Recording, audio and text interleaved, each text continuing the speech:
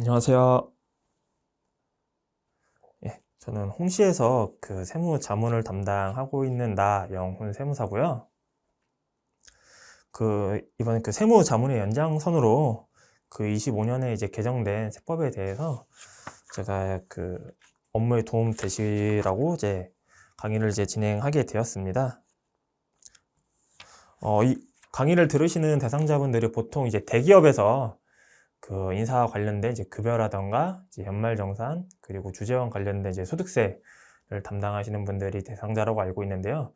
이제 그분들한테 이제 전체 이제 세법 개정된 내용 중에 그좀 인사팀 업무 하시는 분들에게 좀 특화될 수 있을 만한 내용들만 좀 추려가지고 제가 오늘은 강의 진행할까 하고요.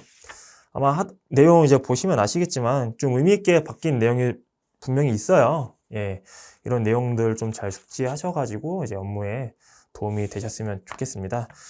그리고 이제 강의를 듣다 보면 아무래도 좀 세법이다 보니까 이게 내용이 좀 그 처음 들으실 때 바로 이해 안 되시는 부분도 있으실 수 있을 것 같고 좀 난해한 부분도 분명히 있는데 그렇다고 이제 너무 스트레스 받지 마시고요. 강의는 이렇게 편하게 들으시고 혹시나 이제 좀 잘 이해가 안 된다거나 좀 의문이 되는 사항이 있으면은 저희한테 다시 이제 질의를 주셔도 되시니까 그 부분에 대해서 또 이제 검토하고 또 이렇게 좀 이렇게 내용 그 궁금하신 부분 좀 이해할 수 있게끔 다시 한번 이렇게 설명을 드릴 수 있으니까요. 이런 강의는 좀 이렇게 부담감 내려놓으시고 좀 편하게 들으셨으면 좋겠습니다. 강의 진행은 여기 책자 기준으로 할 거고요. 특정 주제에 대해서는 이 책자 말고 좀 책자에서 좀 더 추가 및 이제 보완한 그 별도 이제 설명 자료를 가지고 설명을 드릴 거예요. 예, 그런 자료들은 저희가 나중에 추가적으로 이제 공유를 이제 드릴 테니까 혹은 또 필요하시면은 이제 그 직접 메일로 전달해 드릴 수 있으니까 괜히 그런 자료로 설명한다고 굳이 막 열심히 필기하시지 마시고 그냥 저랑 자료 같이 보면서 그냥 편하게 들으시면 되시겠습니다. 그러면은 이제 책을 보고 예, 강의를 진행하도록 해볼게요. 저희 책 기준으로 2페이지와 3페이지 한번 같이 보시겠습니다.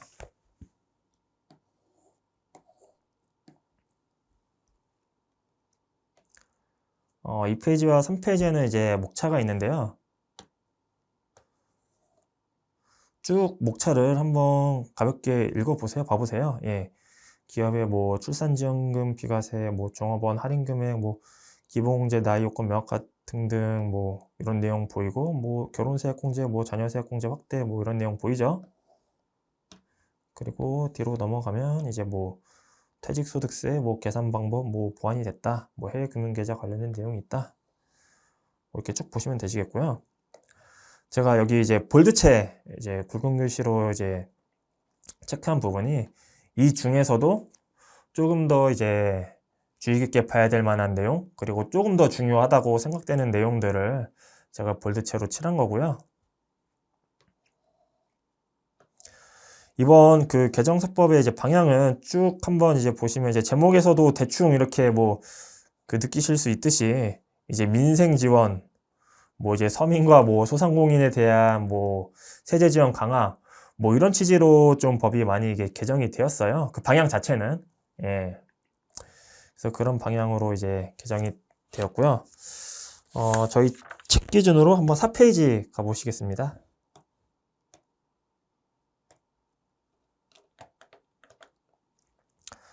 4페이지와 이제 5페이지 그리고 6페이지에 걸쳐가지고 제가 위에 아까 이제 목차에 있었던 그 개정세법 그 내용들을 이제 카테고리별로 구분해가지고 5개로 이제 분류한 거고요.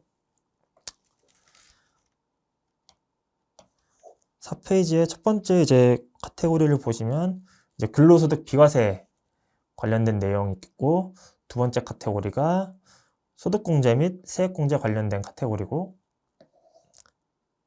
그 다음 이제 5페이지 보시면 이제 기타 소득세 관련된 내용이 있겠고 네 번째 카테고리가 주식과 이제 가상자산 관련된 카테고리 이렇게 만들어 봤고요. 그 다음 5번째 카테고리가 근로자 조세 및 보조금 지원 관련된 그런 카테고리입니다. 자, 강의 진행은 4페이지로 다시 가셔가지고 근로소득 비과세 관련된 이제 카테고리와 소득공제와 세액공제 관련된 카테고리를 하나로 묶어가지고 일부로 우선 진행할 거고요. 그리고 여기 근로소득 비과세 관련된 내용에는 여기 국외근로소득 비과세도 내용이 추가돼야 됩니다.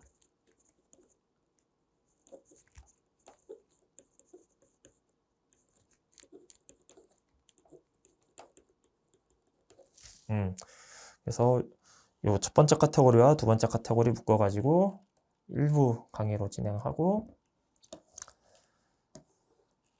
그 다음 이제 기타소득세 세 번째 카테고리인 이 기타소득세 관련해가지고 요거는 이제 2부에 강의를 진행하도록 하겠고요. 그리고 3부에는 이제 주식과 가상자산, 그리고 근로자 조세 및 보조금 지원 관련된 내용, 즉 네 번째 카테고리와 다섯 번째 카테고리를 묶어가지고 3부에 진행하도록 하겠습니다. 제가 이 2부에서 기타 소득세 관련된 내용을 진행할 때는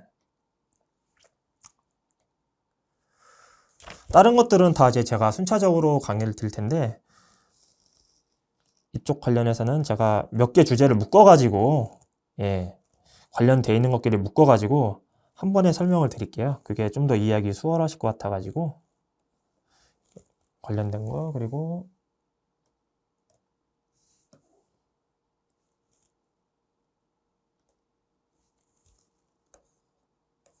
제가 동그라미 친 거, 이 부분을 왜 이제 묶어서 설명하려고 하냐면, 여기 하나 더 있네요.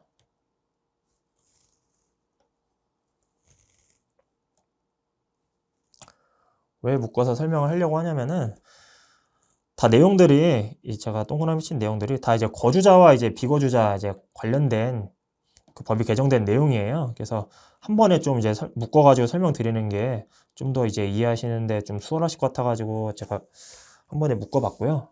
미리 페이지도 적어 드리겠습니다. 나중에 어차피 왔다 갔다 해서 봐야 되니까 미리 적어 놓고 갈게요.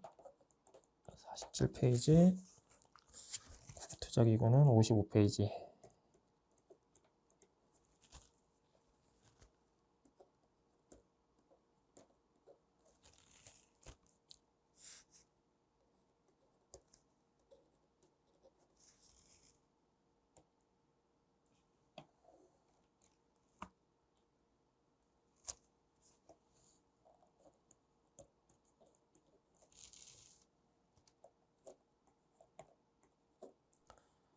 자, 이 동그라미 친 주제들을 설명하기 전에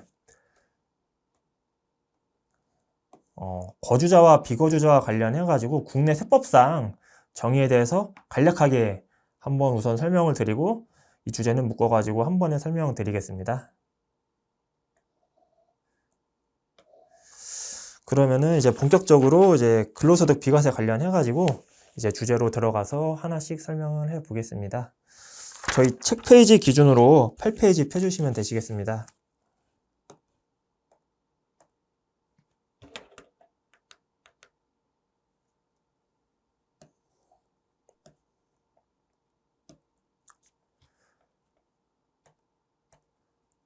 첫 번째 주제는 이제 기업의 출산지원금 비과세 관련된 내용인데요. 제가 이 출산지원금 비과세 내용하고 그 뒤에 바로 나오는 종업원 할인은 제가 책자가 아니라 좀 이제 자료 좀 더 보완한 별도 자료로 설명을 드릴게요.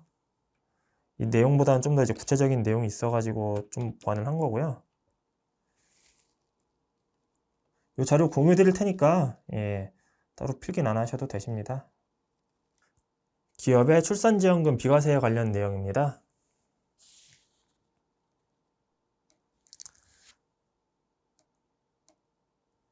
해당 법의 취지는 이제 뭐 출산과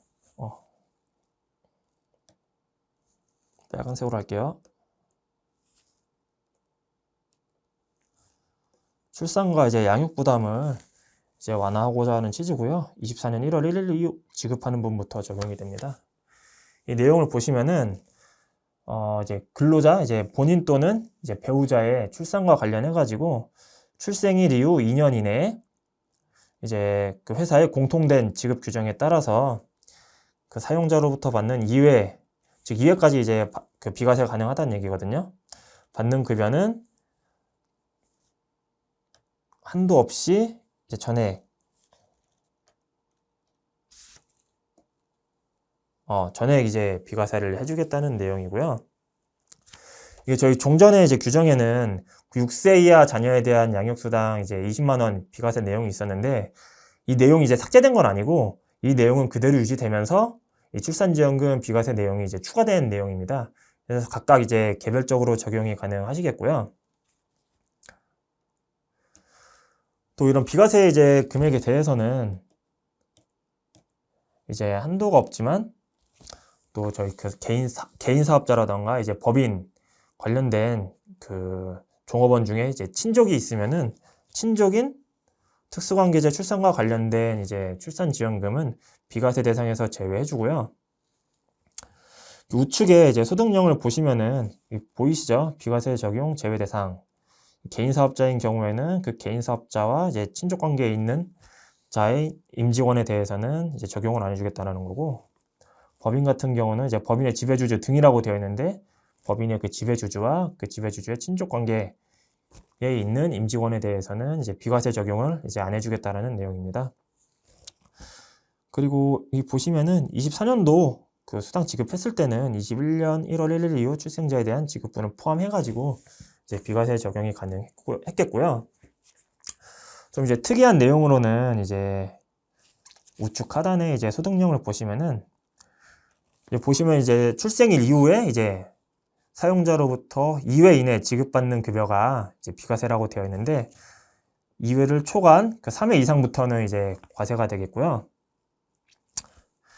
그리고 그 저희 종업원이 저희 회사에서 이제 출산지원금을 2번 받고 예를 들어 다른 회사로 이직했다라고 가정을 하면은 이제 사용자별로 최대 2회가 적용 가능합니다. 이게 뭔 말이냐면은 이직 전에서 2번 받아도 비과세고, 이직한 후에도 이제 2번 받은 거에 대해서 비과세를 해줄 수 있다는 거고, 총 4회를 비과세 가능하다는 얘기겠죠, 결과적으로는. 예. 지금 그런 내용으로 이제 법이 이제 들어왔고요.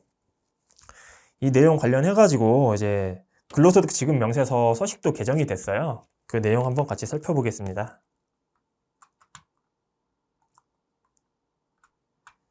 이게 근로소득 지급 명세서 제출 비과세로 들어와가지고, 회사에서 출산지원금 그 비과세로 지급하시면은 그 지급 명세서에 반드시 이제 기재를 해주셔야 되시고요. 근로소득 지급 명세서 이게 2025년 3월 21일 지금 현재 기준으로 가장 최근 서식이거든요.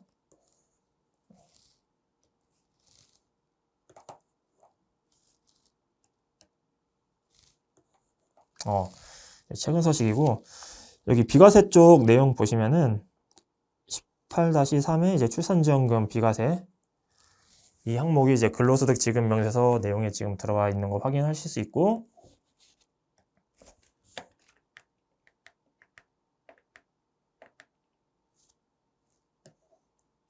지급 명세서 작성 여부 여기 보이시죠? 여기에 출산지원금 비과세가 포함이 되어 있습니다. 보시면은 자녀 출생일 이후 2년 이내에 받는 출산지원금은 이제 지급명세서 작성에 이제 동그라미가 되어 있죠. 그래서 반드시 이제 지급명세서 작성해 주셔야 되시고요. 또 지급명세서 또 8페이지 가보시면은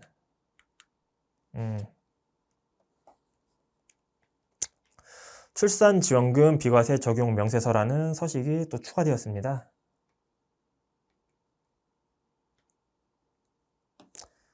보시면은 해당 서식 이제 작성하라는 거죠. 예, 새로 추가됐으니까. 그리고 이런 서식이 있으니까 작성하시면 되시고, 여기 하단에 이제 작성 방법 보시면은 제가 아까 앞에서 이제 설명드렸던 법 내용이 그대로 있어요. 예. 그래서 필요하시면은 이 내용 참고하셔가지고 예, 작성하시면 되시겠습니다. 그 다음 종업원 할인으로 넘어갈게요. 종업원 할인입니다. 예. 이게 이번 개정수법 중에 가장 좀 말이 많고 이슈가 많은 내용 중에 하나인데요. 이게 이전에 이래왔어요. 저희 기업들이 본인들 자사의 이제 그 종업원 임직원들에게 본인들의 제품을 이렇게 할인해서 공급하는 경우가 있잖아요. 뭐 차량이나 뭐 가전제품이나 뭐 화장품이나 이런 것들을 이제 할인해서 그 종업원들에게 이제 제공하는 경우가 있는데, 이 부분에 대해서 당초에 이제 국세청 입장은 할인해서 지급하는 제품이나 용역 같은 것은 이제 근로소득에 대한 대가로 봐야 돼가지고 근로소득으로 과세를 해야 된다라는 그런 입장이었고, 기업들 입장에서는 근로소득이 아니라 우리 그 직원들에 대한 복리후생이다 라고 주장하면서 이렇게 비과세로 이렇게 서로 간에 이제 의견 대립이 있었던 부분인데요. 이 부분에 대해서 이제는 명시적으로 법에 이제 규정이 들어오게 되었습니다. 이 내용을 보시면은 일단은 그 종업원 할인 금액에 대해서 일단 근로소득이라고 법의 규정을 명확히 했어요. 당초에는 그 소득세법 20조 근로소득의 범위에 종업원 할인 금액이 없었는데, 그 소득세법 20조의 할인 금액도 이제 근로소득이다 라고 규정을 하면서 근로소득으로 못을 박았고, 대신에 일정 금액에 대해서는 비과세를 해줄게 라는 구조로 이제 법이 이번에 만들어진 거고요. 그 내용을 이제 한번 하나씩 살펴보겠습니다. 개정안 보시면은 이제 종업원 등에 대한 할인 금액을 이제 근로소득으로 규정한 내용이고, 이 종업원의 범위에는 그 당사의 이제 종업원뿐만 아니라 이제 계열사 종업원도 이제 포함됩니다. 그리고 이제 대상 금액은 이제 종업원 등이 이제 자사 또는 계열사의 재화뿐만 아니라 용역도 대상입니다. 예. 용역을 이제 시가보다 할인하여 공급받는 경우에 그 할인받은 금액이 이제 근로소득인 거고요. 여기서 이제 시가라고 하면은 그냥 어렵게 생각하지 마시고 그냥 일반적으로 시장에서 거래되고 있는 가격이다라고 이해하시면 되시겠습니다. 그리고 적용 요건으로는 뭐 일반 소비자와는 이제 차별해가지고 종업원 등에게만 적용돼야 될 것이고요. 이러한 것에 대해서 이제 근로소득으로 이제 보면서 또 일정 금액을 또 비과세로 이제 빼주겠다는 건데, 그 비과세 금액은 이제 시가 20%와 연 240만 원 중 큰 금액, 그걸 이제 비과세로 보겠다라는 거고요. 여기서 시가는 그 1년 동안 그 저희 회사 또는 이제 계열사가 그 종업원에게 이제 할인하여 제공한 전체 재화 또는 그 용역의 시가를 다 합친 금액의 20%를 의미하는 거고요. 그리고 240만 원도 역시 연 단위로 적용하겠습니다. 이거 간단히 제가 숫자로 좀 예를 들어서 한번 설명드려 볼게요. 5천만 원짜리의 차량을 예를 들어 5천만 원짜리의 차량을 20% 할인한다고 하면은 할인 금액이 1,000만 원이겠죠. 그러면은 이 1,000만 원은 이 근로소득으로 일단은 과세 처리를 할 거고, 다만 일정 금액의 한도 내에서는 이제 비과세를 해줘야 될 텐데, 이 케이스는 시가 20%, 5천만 원의 20%는 1,000만 원이겠죠. 예, 그리고 연 240, 좀 큰 금액을 이제 비과세 해주는데, 이게 어떤 의미냐면은 5천만 원짜리를 20% 할인해주면은 이 1,000만 원을 이제 근로소득으로 잡고 그 다음 1,000만 원을 또 이제 비과세로 빼라는 얘기입니다. 예, 그래서 이 경우에는 근로소득으로 과세되는 이제 부분이 없을 거고, 또 이제 다른 예시를 들어볼게요. 5천만 원짜리의 차량을 30% 할인해 가지고 1,500만 원만큼 할인해 줬다 라고 가정을 하면은 이건 30%죠. 그럼 근로소득은 1,500만 원일 거고요. 이 중에서 20%인 1,000만 원은 이제 비과세가 되겠죠. 다시 한번 정리드려서 말씀드리면은 전체 5천 중에 30%인 1,500 할인한 금액을 근로소득으로 하고, 그 다음 비과세되는 1,000만 원에 대해서는 이제 1,000만 원은 이제 비과세로 하라 라는 그런 내용. 결과적으로 과세되는 금액은 이 둘의 차이인 500만 이제 과세되는 그런 내용이 되겠습니다. 그래서 이게 할인율을 어떻게 적용하냐에 따라서 이제 전체가 다 비과세가 될 수도 있고, 일부는 좀 이제 과세가 되는 금액이 나올 수도 있습니다. 그리고 이제 비과세 대상 요건입니다. 첫 번째는 뭐 종업원 등이 이제 직접 소비 목적으로 구매해야 되고, 두 번째는 그 종업원 등이 이제 일정 기간 동안 재판매를 하면 안 됩니다. 뭐 일정 기간이라고 하면은 이제 시행령에 있는데, 보통 이제 자동차나 이제 고가의 가전제품 이런 것들은 그 재판매 금지 기간이 2년으로 돼 있고요, 시행령에. 그 외 나머지 이제 뭐 옷이나 신발이나 좀 이런 것들은 이제 1년으로 지금 시행령에서 규정하고 있고요. 그리고 세 번째는 공통된 이제 지급 기준에 따라서 할인 금액을 적용하라고 비과세 요건으로 나열이 되어 있습니다. 어쨌든 이 요건들을 충족을 해야 이제 비과세가 적용되는 거니까 반드시 그 할인을 적용할 때는 뭐 취업 규칙이든 뭐 회사 내부 규정에 이 관련된 내용들을 꼭 기재를 하셔야 되시겠고요. 보시면은 2025년부터 적용이 되는 규정입니다. 그리고 우측에 소득 내용 살펴볼게요. 좀 더 이제 디테일하게 이제 내용을 이제 설명하고 있는데요. 이 근로소득으로 보는 이제 종업원의 할인 유형을 4가지로 구분을 하고 있습니다. 시행령에서. 첫 번째는 이제 자사, 저희 회사가 이제 임직원에게 직접 할인해서 판매하는 경우 첫 번째. 그다음 두 번째는 자사가 이제 할인의 효과가 날 수 있게끔 이제 지원금을 지급하는 겁니다. 저희 직원에게. 그다음 세 번째, 그 계열사의 제품을 싸게 사기 위해서 계열사의 제품을 저희 회사 임직원이 싸게 그 할인해서 그 사는 효과가 있게끔 자사의 임직원에게 지원금을 지급하는 경우가 있겠고요. 네 번째가 좀 특이한데, 계열사의 제품을 저희 자사의 임직원이 싸게 구입을 하고요. 이 금액에 대한 보전을 저희 회사가 계열사에 지급하는 겁니다. 위에 1, 2, 3번은 그 저희 회사가 임직원에게 직접적으로 이제 할인해서 판매하거나 지원금을 주는 경우라고 하면은, 네 번째는 저희 회사가 계열사에게 돈을 지급하는 형태겠죠. 이거 관련해가지고 그러면 이제 근로소득 지급 명세서는 이제 1번, 2번, 3번은 저희 회사가 임직원에게 이제 직접 다이렉트로 주는 거기 때문에 그냥 저희 회사가 저희 회사 근로자를 대상으로 근로소득 지급 명세서를 작성하면 되는데, 그럼 4번 같은 경우는 근로소득 지급 명세서를 계열사가 저희 회사 임직원에게 작성을 해야 되는지, 아니면 저희 회사가 저희 회사 임직원을 대상으로 작성해야 되는지, 이런 거에 대해서 좀 문의를 주시는 분이 실제로 있으시더라고요.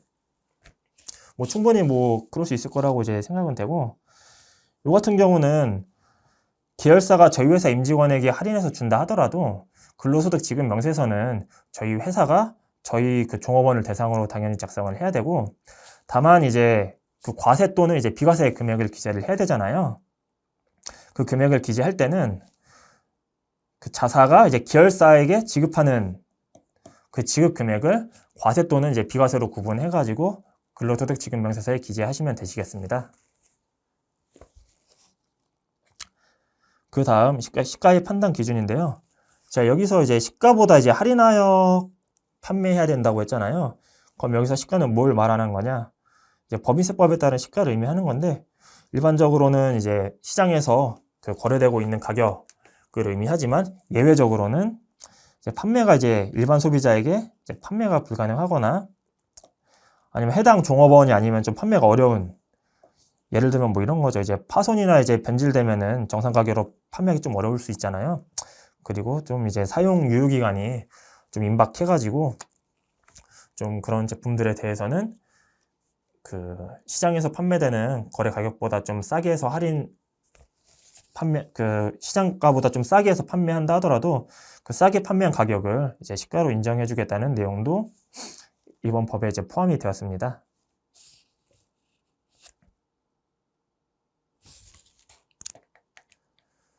그 다음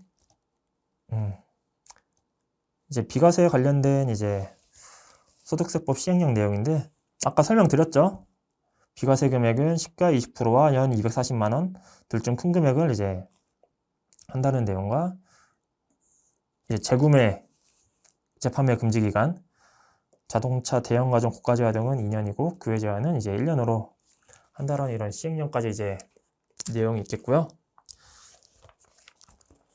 그래서 이것도 역시 이제 종업원 할인 역시 이제 비과세, 과세와 이제 비과세에 해당하는 금액이기 때문에 근로소득 지급 명세서에 기재를 해줘야 될 것 같은데, 아까 저희가 보여드렸던 25년 3월 21일 기준에 근로소득 지급 명세서에는 아직까지는 그 종업원 할인 관련된 그 비과세 내용이 들어있진 않아요. 그래서 아마 이 부분은 좀 이제 서식의 개정이 좀 필요할 거라고 좀 예상이 되고요. 제가 말씀드린 거에서 좀 더 이제 좀 디테일한 내용을 한번 들어가 보면은, 이거 법인세 이제 매출 잡을 때 할인액도 매출로 잡아야 됩니다. 그러니까 할인액을 매출로 잡고 그 할인액 금액 자체를 또 이제 경비로 떨어주거든요. 그래서 결과적으로 이제 순이익만 따지면은 이제 0원일 텐데, 저희 종업원 할인할 때, 종업원들이 비과세 적용해 줄 때, 이 부분도 이제 법인의 경비로 처리를 해야 되기 때문에 수익으로 잡고 이제 경비를 잡으라는 그런 법인세법 내용까지 일부 좀 개정이 되었고요.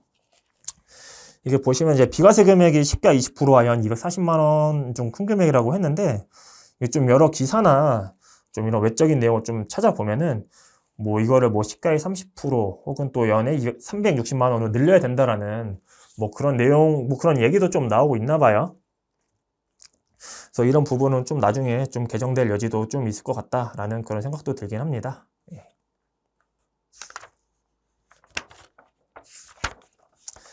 그 다음 내용으로 넘어가겠습니다. 저희 책 기준으로 12페이지입니다. 국외 근로소득 비과세 대상 확대고요. 이 내용은 뭐냐면 이제 국외에서 이제 근무하고 있는 이제 공무원 등에 대해서는 일정 이제 수당에 대해서 이제 비과세를 해주고 있거든요. 여기서 이제 인정되는 공무원의 범위를 이제 확대해 준 내용입니다. 당초에는 이제 그 비과세 적용되는 이제 공무원의 범위에 이제 뭐 공무원, 행정직원, 뭐 제외한국문화원, 뭐 코트락, 코이카, 뭐 관광부서 뭐 이런 이제 그 기관들만 열거가 되어 있는데 여기에 이제 중소벤처기업진흥공단이 추가된 내용입니다. 예, 이 부분은 좀 뭐 가볍게 보시면 되시겠고요. 그 다음으로 넘어가겠습니다. 이제 소득공제 및 세액공제 관련 내용이고요.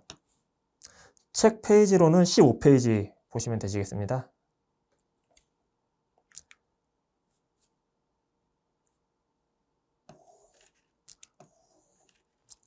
좀 소득공제, 세액공제 관련해서는 좀 의미있게 바뀐 부분이 몇 가지 있으니까 좀 이 부분들은 좀 잘 참고하시면 되실 것 같습니다.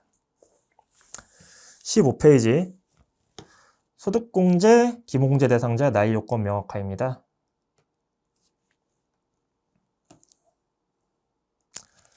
보시면은 이제 종전에는 그 기본공제 대상자에 해당하는 그 직계비속에 대해서 그냥 나이에 대해서는 이제 20세 이하라고만 이렇게 언급이 되어 있었는데요. 규정이 되어 있었는데요.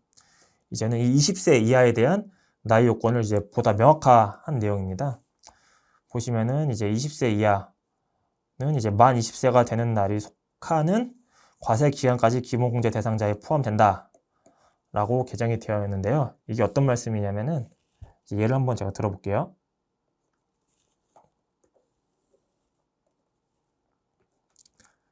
여기가 X1년이고 X2년 그리고 여기가 연말입니다. 6월 30일자 그 생일인 사람을 가정을 해볼게요.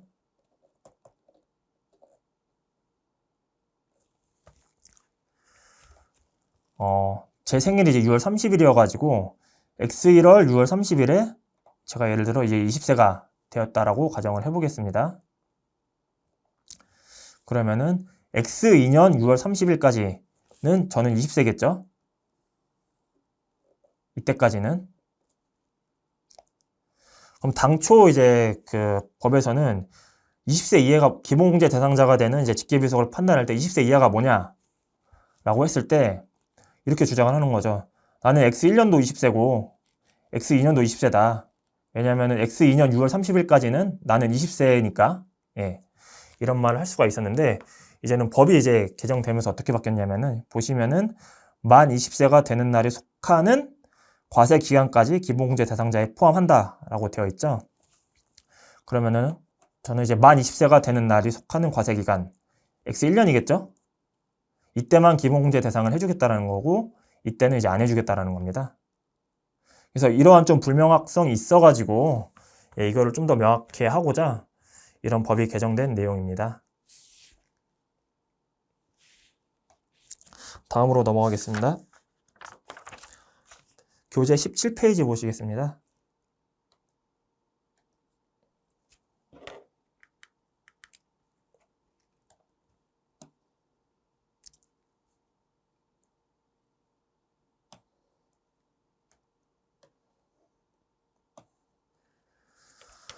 장애인 추가 공제 대상 명확화 및 증빙 인정 범위의 확대입니다. 이 내용은 장애인의 범위가 좀 더 이제 구체화되고 이제 확대된 내용인데요. 당초에는 이제 장애인의 범위에 이제 장애인 복지법에 따른 장애인, 그리고 국가유공자법에 따른 상이자, 그 다음 이 세 번째, 항시치료를 요하는 중증 환자라고 이렇게 규정이 되어 있었는데요. 이제는 이게 삭제가 되고 이렇게 바뀌었습니다. 보시면은 이제 중증 질환, 희귀 난치성 질환 또는 이와 유사한 질병 부상으로 인해 중단 없이 주기적인 치료를 요하는 자로서 이제 의료기관의 장이 이제 취업 등 일상적인 생활 지장이 있다고 인정되는 자로 법이 바뀌었고요. 보시면은 이제 당초에 이제 항시치료를 요하는 중증 환자라고 그냥 이 한 줄만 있었는데, 이제는 보다 이제 구체화돼 가지고 중증 질환, 희귀 난치성 질환, 또 중단 없이 이제 치료를 요하는 자로 바뀌었고요. 이게 뭔 내용이냐면은 저희가 그 장애인 공제 연말정산 때 적용할 때 보면은 이 항시치료를 요하는 중증 환자의 범위에는 보통은 이런 게 많았죠. 이제 그 병원에서 이제 암 진단을 받았지만 이제 암이 다 완치가 돼가지고 일상생활을 이제 무리 없이 하시는 분들도 이 항시치료를 요하는 중증 환자라고 병원에서 이렇게 증빙을 떼오면은 저희가 다 이제 장애인으로 봐가지고 공제를 인정해 줬잖아요.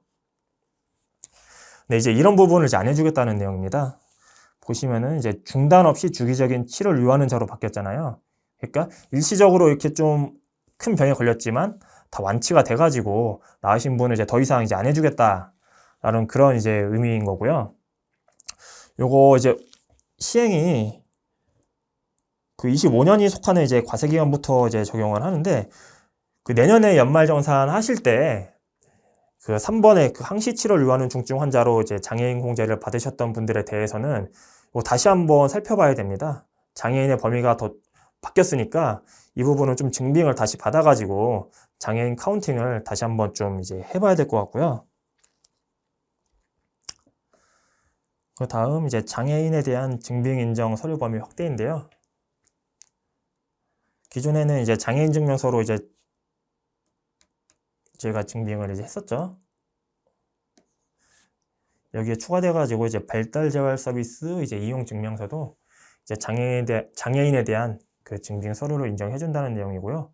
보시면은 뭐 장애아동 복지법에 따라서 뭐 발달 재활 서비스를 지원받고 있는 6세 미만 장애 아동이 한한다 라고 되어 있는데, 뭐 최근에 뭐 이런 뭐 이슈가 많나 보죠. 예, 아무래도 뭐 발달이 좀 이렇게 좀 이렇게 느린 친구들이 있을 수가 있는데, 이런 것들도 이제 저희 내년에 연말정산 하실 때는 저희 임직원 분께도 좀 내용을 이렇게 안내 드려가지고 이런 서식을 준비해 오시는 분들에 대해서는 그 장애인의 범위에 추가해가지고 공제를 더 이제 받을 수 있게끔 안내를 잘 해주시면 되실 것 같습니다.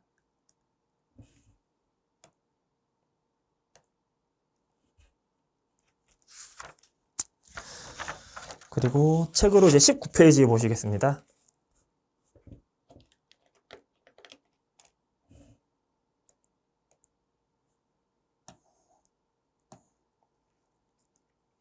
주택 임차 차입금 원리금 상환액 공제 요건 합리화입니다. 원래는 그 대환 대출한 경우에는 그 주택 임차 차입금 원리금 상환액 공제는 적용을 해주지 않았는데요. 이제는 대환 대출한 경우에도 인정을 해주겠다라고 법이 바뀌었습니다. 내용을 한번 볼게요.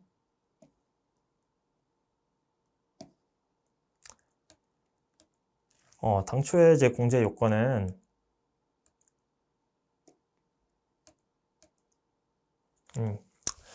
은행 등 이제 금융기관으로부터 이제 차입을 했어야 됐고, 두 번째는 입주일과 전입일 중 빠른 날로부터 전후 3개월 이내 차입했어야 됐고, 세 번째는 대출기관에서 임대인 계좌로 직접 입금이 되었어야 이 소득공제를 적용을 해줬는데요.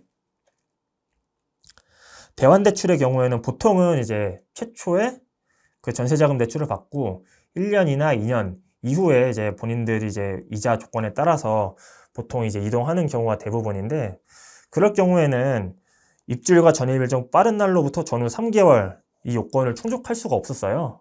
1년, 2년 후에 이제 보통 대환대출 일으키니까. 그렇지만 이제 법을 개정해가지고 대환대출의 경우에는 대환전 차입일을 기준으로 이 3개월을 판단한다라고 되어 있어가지고 대환대출의 경우에도 이 2번 요건을 충족할 수 있게끔 법이 개정되었고요.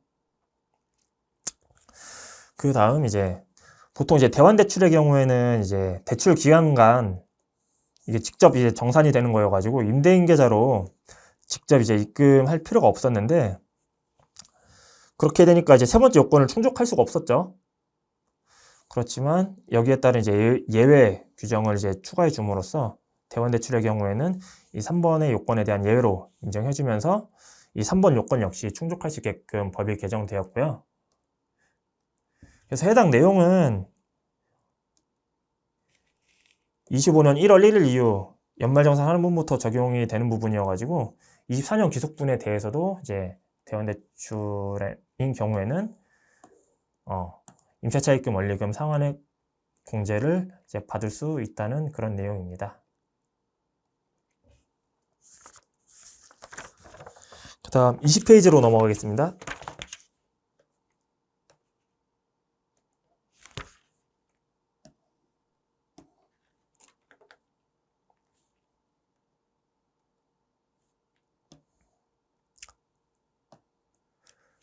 장기주택 저당 차입금의 비거치식 분할 상환 방식 명확화입니다. 저희가 그 장기주택 저당 차입금 이거 소득공제 적용할 때 뭐 비거치식인지 거치식인지 혹은 뭐 고정금리인지 변동금리인지에 따라서 이 소득공제 한도 금액이 바뀌거든요. 거기서 말하는 이제 비거치식 분할 상환 방식에 대한 이제 공제 요건이 바뀐 거고, 이게 뭐 거치식이 뭐냐 비거치식이 뭐냐 간략하게 설명드리면은, 저희가 금융기관에서 이제 주택담보대출을 받고 그 원금과 이자를 그 대출 받은 시점으로부터 바로 이제 상환을 시작하면은 그거는 이제 비거치식인 거고요. 대출을 받고 이자는 바로 갚되 원금은 예를 들어 뭐 난 1년 후에 갚겠다 혹은 뭐 3년 후에 갚겠다 5년 후에 갚겠다 라고 그 원리금을 상환할 수 있는 기간을 유예를 둘 수 있거든요. 그런 것을 이제 거치식이라고 합니다. 그래서 뭐 보통 뭐 1년 거치, 뭐 3년 거치, 뭐 5년 거치 뭐 이런 식으로 이제 표현을 하죠, 보통은. 그렇지만 이 세법에서 이제 개정된 세법에서 말하는 거는 이제 비거치식에 관련된 내용이고요. 이제 소득공제 요건이 변경됐습니다. 당초에는 이제 거치 기간이 없었는데 이제 비거치식이다 하더라도 1년 이내로 이제 거치 기간을 두게끔 이제 바뀌었고요. 또 이제 공제 요건, 이 비거치식 분할 상환 방식 경우에는 그 상환 기간, 예를 들어 상환 기간이 10년이라고 하면은 그 10년에 걸쳐서 매년 일정 금액 이상의 그 차입금 원금을 상환하도록 규정하고 있었는데요. 보시면 매년 상환 금액은 이제 차입금의 이제 70%를 이제 연수에 나는 금액만큼을 이제 매년 이제 상환하라고 되어 있는데, 여기에 월수까지 고려하게끔 법이 개정되었습니다. 이게 뭔 내용이냐면은, 숫자를 예를 들어 설명드릴게요. 제가 차입금이 1억이고 상환기간이 10년이라고 가정을 해볼게요. 그럼 개정되기 전의 세법에서는 차입금의 70%인 이제 7천만 원 나누기 상환 연도는 10년이죠. 그래서 매년 이제 700만 원의 원금을 이제 갚았어야 되는데요. 이게 이럴 수가 있어요. 매년 이제 갚다가 예를 들어 뭐 25년 6월 30일에 내가 차입금을 상환했다라고 가정을 하면은, 종전에는 이제 차입금을 중도에 상환했더라도 700만큼을 이제 상환을 했어야 이제 비거치식으로 인정이 됐는데, 이제는 그 700에 그 상환 월수를 이제 고려해 주겠다라는 거죠. 12분의 6. 그러면은 나는 상환한 연도에는 350만 상환하더라도 비거치식 분할 상환 방식으로 인정해 주겠다라는 그런 내용입니다. 뭐 개정 이유는 뭐 요건 뭐 명확화를 통한 이제 납세 편의를 제공하겠다라는 그런 내용이고요. 그 다음 주제로 넘어가겠습니다. 22페이지 보시겠습니다.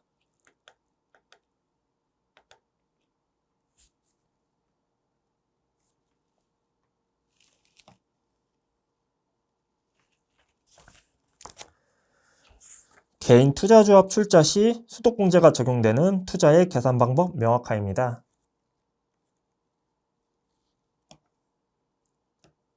요거는 이제 어떤 경우에 이제 해당하는 거냐면은 저희가 이제 벤처나 이제 조합에 이제 직접 출자하는 게 아니라 저희가 이제 개인 투자 조합에 이제 출자를 하고 첫 번째로 그 개인 투자 조합이 이제 벤처 기업에 이제 투자했을 때 적용되는 그 계산 방식의 이제 변화인데요. 자, 요거는 말로 한번 설명드리고 이따 그 출자 또는 투자 확인서라는 그 서식을 보면서 다시 한번 설명을 드릴게요. 당초에는 이제 A 곱하기 B가 이제 소득공제 적용 대상 금액인데 A라 함은 이제 거주자 일반 사람인 제가 이제 개인 투자 조합에 출자한 금액 곱하기 이제 B는 해당 조합의 벤처기업 등 투자 비율인데 이 내용은 이제 제가 개인 투자 조합에 출자를 하면은 또 그 개인 투자 조합이 벤처기업에 또 출자를 할 거잖아요. 그 출자한 비율을 의미하는 겁니다. 보시면은 개인 투자 조합이 그 벤처기업 등에 투자한 금액 나누기 이제 개인 투자 조합의 출자 총액이라고 되어 있죠. 그래서 종전 규정에는 이제 A 곱하기 B를 이제 소득공제 대상 금액으로 인정을 해줬는데 이번에는 이제 법이 바뀌면서 계산 방법이 명확하라는 이제 명분으로 법이 바뀌면서 이 A와 B를 적용할 때 이제 누적액 기준으로 해주겠다는 겁니다. 그리고 이전에 적용됐던 투자액은 빼주겠다는 의미인데 이게 왜 그러냐면은 뭐 투자를 할 때 저희가 이제 그 한 번만 이제 할 수도 있는데 여러 해에 걸쳐서 누적적으로 투자를 할 수도 있잖아요. 그리고 이제 누적해서 이제 투자하는 것을 이제 고려해가지고 소득공제 대상 금액을 산출할 때도 그러면 이제 누적 금액으로 계산해가지고 소득공제 대상 금액을 산출하겠다라고 이제 법이 바뀐 내용입니다. 그래서 이 부분은 제가 한번 출자 또는 투자 확인서를 보고 다시 한번 설명을 드릴게요.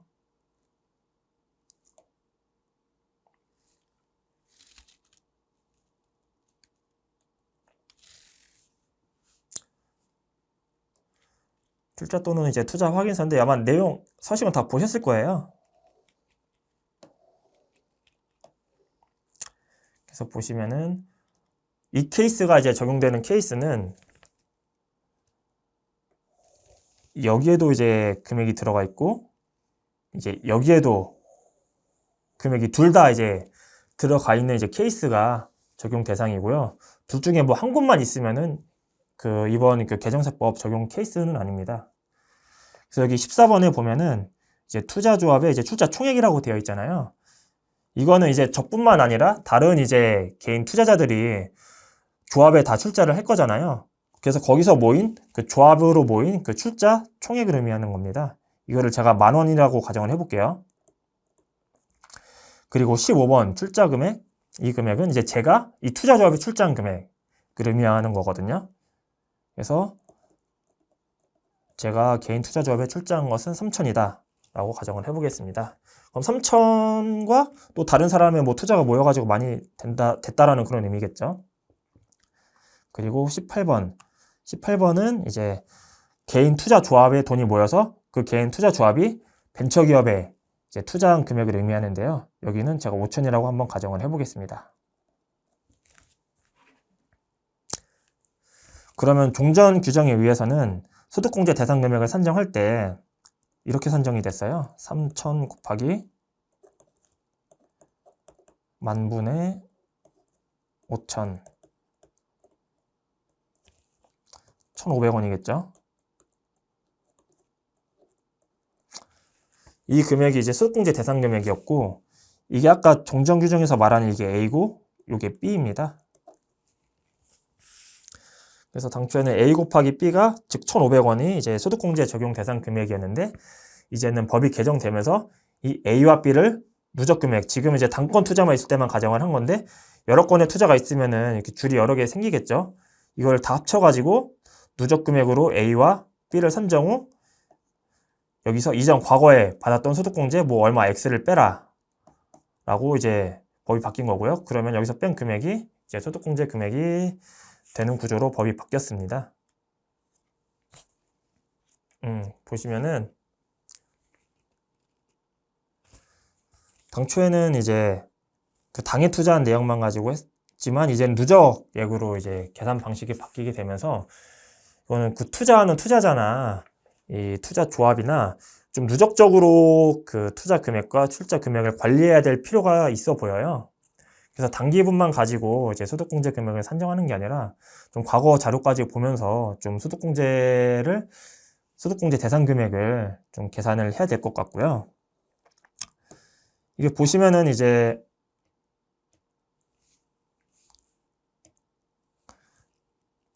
단기 금액만 가지고 이제 이 3천만 원 이하, 5천만 원, 또 5천만 원 초과 이 소득공제 대상 금액을 산정했는데 이제 누적 비율로 이제 하다 보면은 똑같은 금액을 투자했더라도 소득공제 적용 대상이 되는 금액은 좀 달라질 수는 있을 것으로 예상이 됩니다. 아마 뭐 그런 것 때문에 바꾼 것 같아요.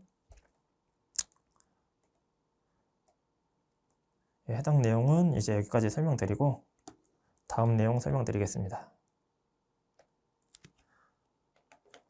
다음 내용은 24페이지 보시겠습니다.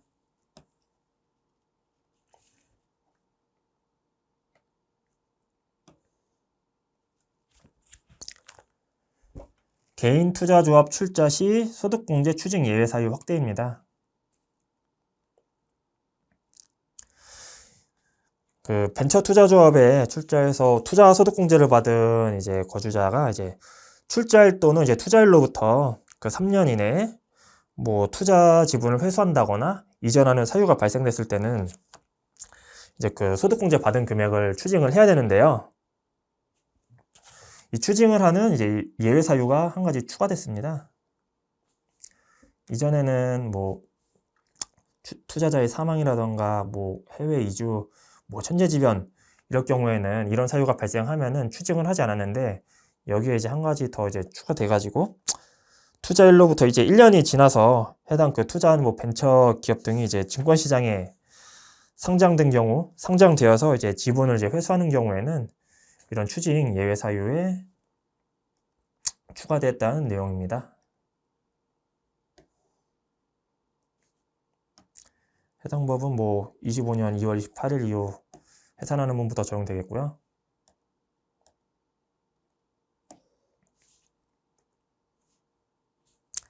다음 내용 보시겠습니다. 26페이지 보시겠습니다.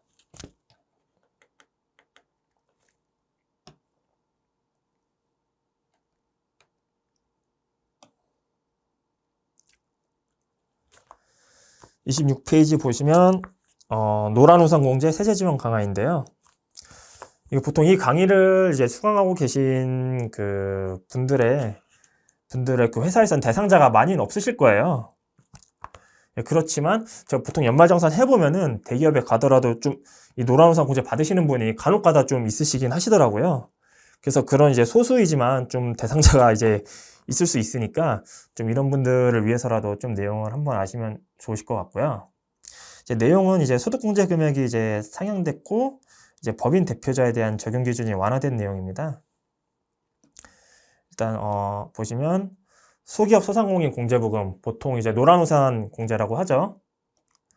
이거에 대해서 이제 저희가 세법에서 소득공제를 해주는데요. 첫 번째로는 이제 법인 대표자의 경우에는 이제 근로소득에서 이제 공제가 가능했는데 법인 대표자라고 다 해주는 게 아니라 당초에는 이제 총급여 7천만 원 이하인 법인 대표자에 한해서 이제 노란우산 공제를 넣으면은 소득공제를 해줬는데요. 이 7천만 원이 이제 8천만 원으로 이제 바뀌게 되었습니다. 대상자가 더 늘어났겠죠.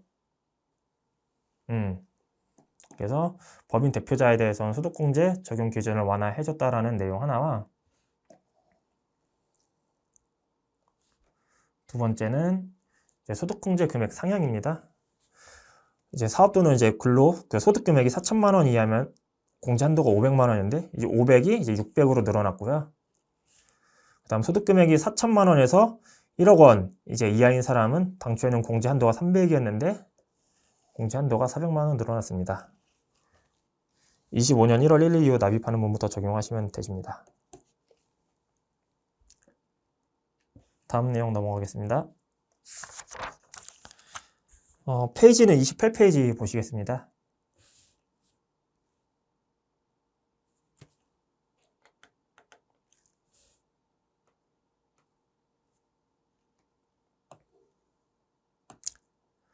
주택청약 종합저축 세제지원 적용 대상 확대이고요. 당초에는 저희가 그 주택청약 종합저축 납입액에 대해서는 이제 그 무주택 세대주인 그 근로소득자인 무주택 세대주만 이제 적용을 해줬는데 그 범위에 이제 배우자가 추가되었다는 내용입니다. 범위가 확대된 거죠. 그래서 이제 배우자도 본인이 이제 납입하고 있는 청약저축이 있으면은 세대주가 아니어도 그 청약저축에 대한 주택 청약 종합저축에 대한 이제 소득공제가 적용 가능하게끔 법이 개정되었고요. 또 하단에 보시면은 뭐 청년 우대형 뭐 주택 청약 종합저축에 대한 이자소득 비과세도 당초에는 이제 무주택 세대주만 됐는데 그 범위에 이제 배우자까지 포함되었습니다. 뭐 취지는 뭐 결혼한 가구에 대해서 뭐 좀 지원을 해주겠다 그런 내용이고 25년 1월 1일 이후 납입하는 분부터 적용이 되시겠습니다. 다음 내용 넘어가겠습니다. 교재 30페이지 보시겠습니다.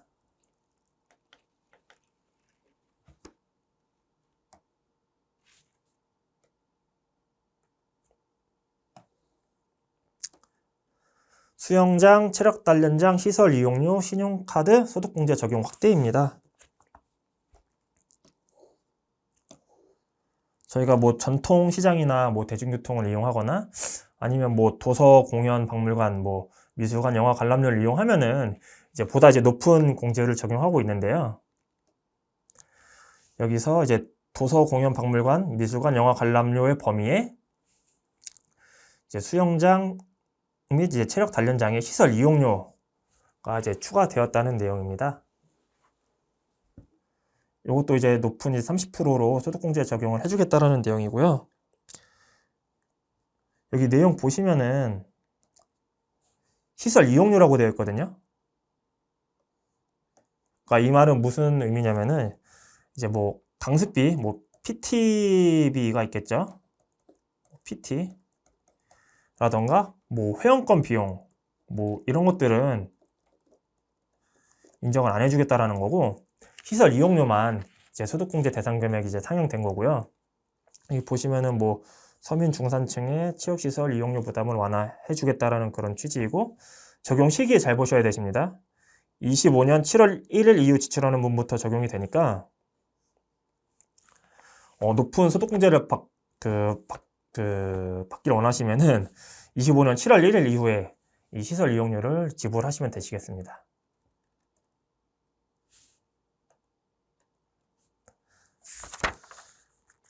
그 다음 32페이지 보시겠습니다.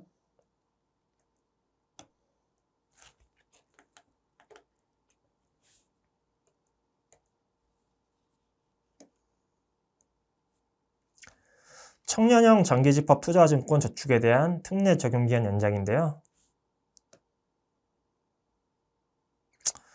뭐 당초에는 뭐 청년형 장기 펀드에 대해서 뭐 청년이라고 하면 만 19세에서 뭐 34세 그리고 총급여 이제 5천만 원 이하자에 대해서는 뭐 납입 금액에 대한 뭐 40%를 이제 소득공제로 인정해 주겠다라는 그런 내용이 있었는데 적용 기한이 이제 24년 말까지였는데 네, 1년 더 연장되었다는 내용입니다. 네, 참고하시면 되시겠고요. 그 다음 34페이지로 넘어가겠습니다.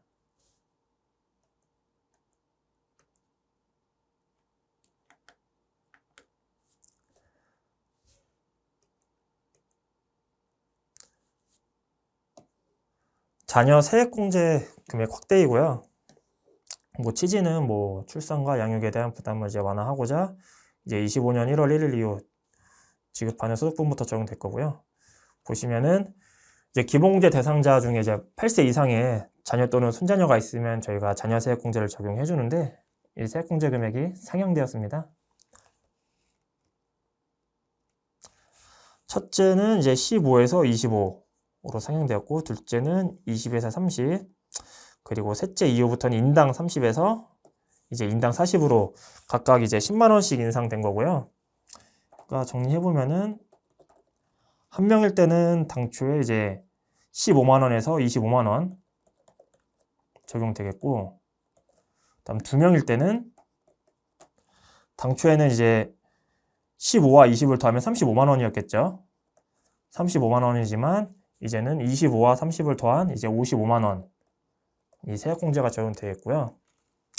3명이다 라고 하면은 당초에는 15와 20과 30을 더한 65만 원이겠네요. 65만 원에서 이제는 25와 30, 40을 더하면 95만 원이겠죠. 예, 자녀가 이제 자녀 명수에 따라 그 공제가 적용되는 금액이 이렇게 달라졌다고 이제 보시면 되시겠습니다.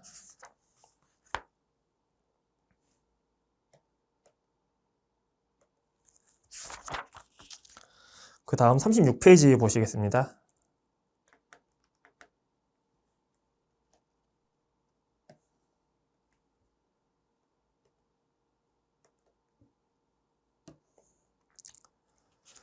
결혼세액공제 신설인데요. 뭐 취지는 이제 결혼 비용을 이제 지원하고자 하는 취지로 이제 법이 새로 생겼고요. 내용 한번 보실게요. 보시면은 적용 대상자는 혼인신고를 한 거주자라고 되어 있습니다.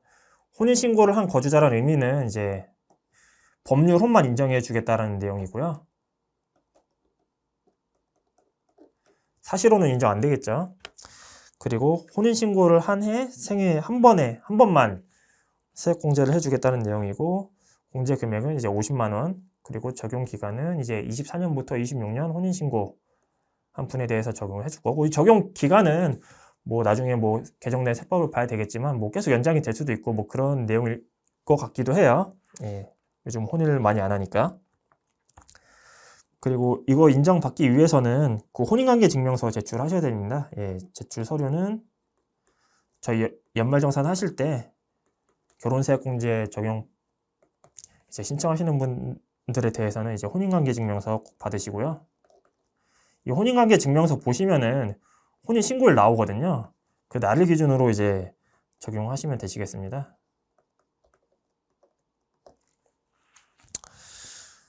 그리고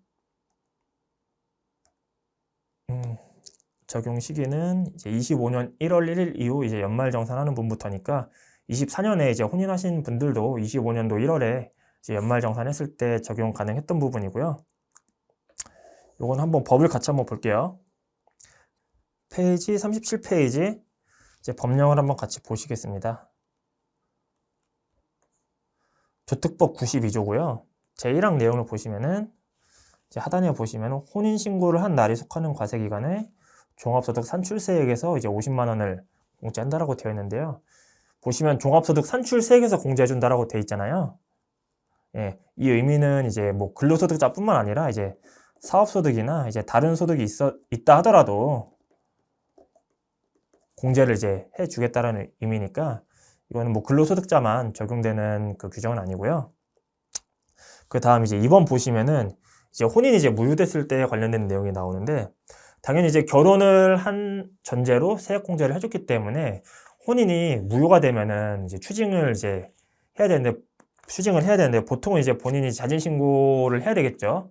수정신고를 이제 해야 될 텐데, 보시면은 혼인이 무효가 된 경우로서 혼인 무효의 소에 대한 판결이 확정된 날이 속하는 달에 다음 달부터 3개월이 되는 날까지 이제 수정신고를 하면은 이제 가산세를 이제 부과하지 아니한다라고 돼 있고, 다만 이제 일정 금액에 대한 이제 상당액을 이제 가산해서 부과하겠다라는 내용인데, 이제 추징을 하지만 이제 혼인 무효에 대한 그 판결이 날이 속하는 달에 다음 달부터 3개월 이내 자진해서 이제 본인이 그 추징에 대한 수정 신고를 하면은 가산세를 따로 안 매기겠다라는 내용이고요.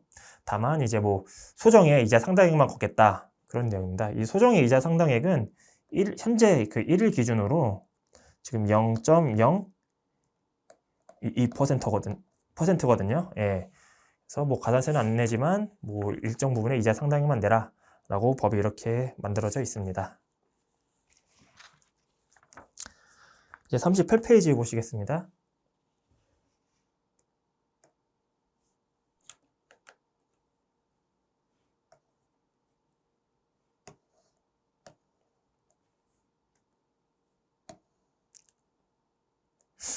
개인기부금 특별세액공제 종료. 이제 뭐 고액기부금에 대한 세액공제 이제 한시 상향이 종료되었다는 내용인데요.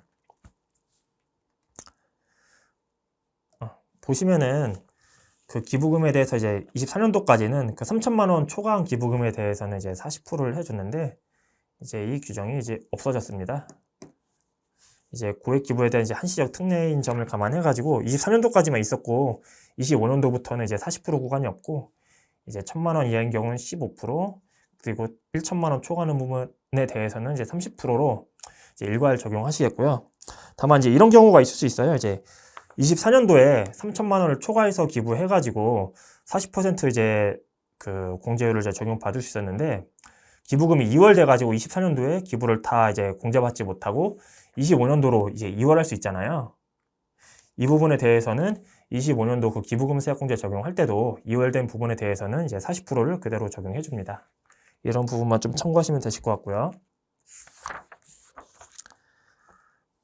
그 다음 40페이지로 넘어가겠습니다.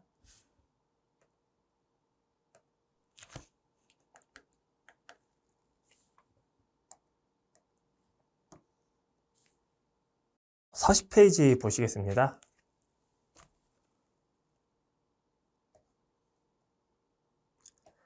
퇴직자 노조회비 세액공제 적용 기준 원화인데요.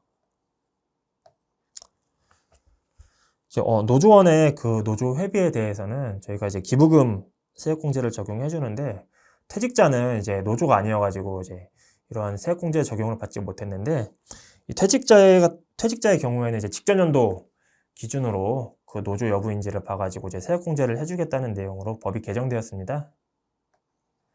그래서 보시면은 이제 퇴직자에 대한 노조회비 세액공제 적용 합리화고요. 취지는 25년 1월 1일 이후 이제 연말정산하는 분부터 이제 적용하시면 되시겠습니다. 42페이지로 넘어가겠습니다.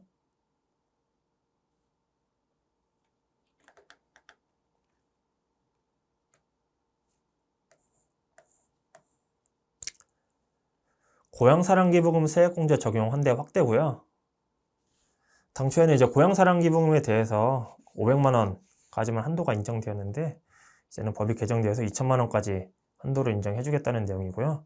뭐 취지는 고향사랑기부금 제도를 활성화하겠다. 그리고 시행시기는 25년 1월 1일 이후 기부하는 분부터 적용되시겠습니다.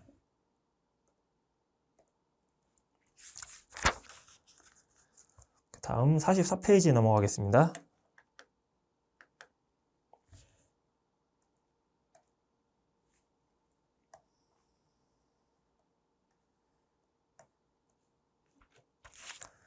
산출세액보다 세액공제액이 큰 경우 세액공제 적용 방법 보완입니다.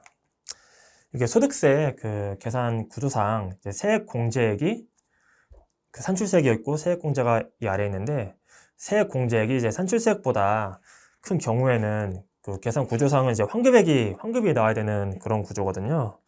그렇지만 이제 세액공제 아래 보시는 뭐 자녀세액공제나 연금계좌 이런 세액공제들은 실제로 납부한 세액이 아니기 때문에 이제 환급을 해주면 안 되기 때문에 세액공제 합계액의 산출세액 초과 시에는 초과하는 금액이 이제 없는 것으로 이제 세법에서 규정을 하고 있는데요. 이 세액공제 범위에 이제 고향사랑기부금 세액공제가 추가되었습니다. 뭐 당연한 거겠죠. 예, 고향사랑기부금이 새로 들어왔으니까